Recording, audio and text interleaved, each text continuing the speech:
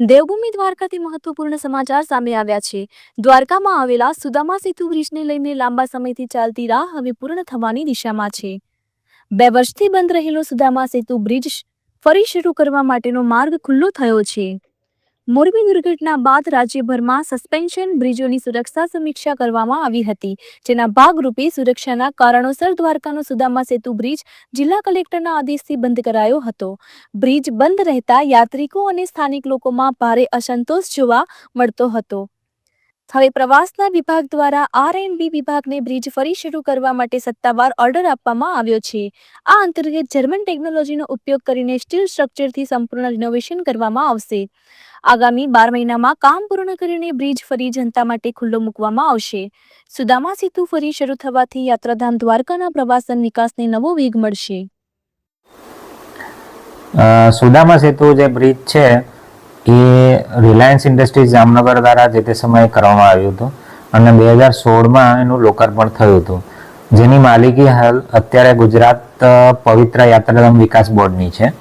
અને આ મોરબીનો જે બનાવ બન્યો ત્યારબાદ કલેક્ટરશ્રીની સૂચનાથી યાત્રાધામ વિકાસ બોર્ડ દ્વારા બંધ કરવામાં આવેલો સેફટીને ધ્યાને રાખીને।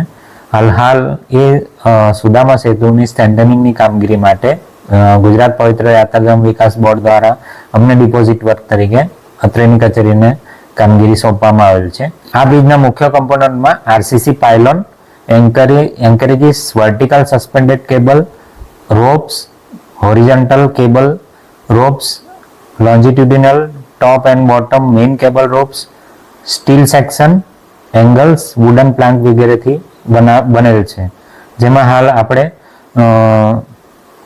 જર્મન ટેકનોલોજીથી કેબલ સ્ટ્રેન્થનિંગની અને એનએસની જગ્યાએ સ્ટેનલેસ સ્ટીલનું મટીરિયલ લઈ અને કામગીરી કરવામાં આવશે।